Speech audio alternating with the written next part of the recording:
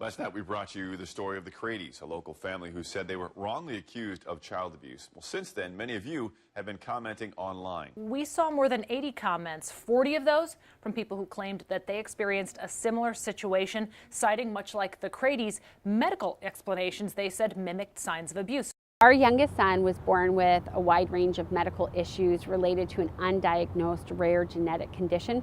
Peoria mom Michelle Widener says that led doctors at OSF St. Francis Medical Center to perform a CAT scan on the then 5-week-old, who she's asked we not name. When they did the CT scan, he moved in the machine, which resulted in a blurred line, and that blurred line was misdiagnosed as a skull fracture. Unfortunately, the Wideners wouldn't learn there was an issue with the scan till much later. Instead, in that moment, they found themselves accused.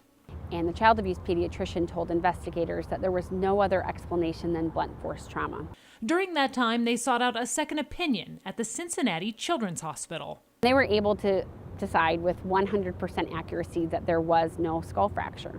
But it still took 3 months for DCFS to close the investigation, notifying the family the report of abuse was unfounded. However, it's prompted Michelle to fight for other families who are accused of abuse, now serving as the executive director of the newly formed Family Justice Resource Center. Right now, the FJRC says they are handling 11 open cases across the state, but they say it's difficult to track how many allegations of child abuse are proven false, partly because no one keeps track of that.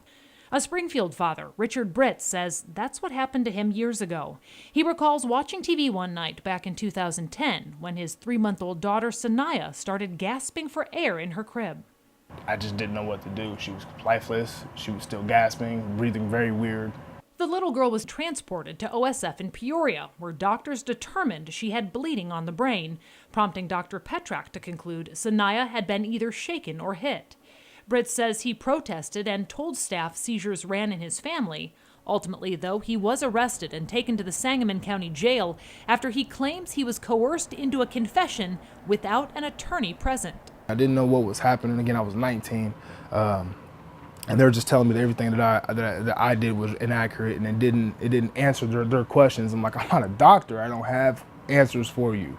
Britt spent more than 2 years in that jail awaiting trial, where he was eventually found not guilty after a medical expert from out of state testified Sanaya did, in fact, suffer from a seizure disorder. Hoping to spare other families that fate, the FJRC says they want to help connect parents to medical experts with insight into diseases and conditions that mimic abuse. Wrongful allegations are often considered collateral damage in the fight against child abuse.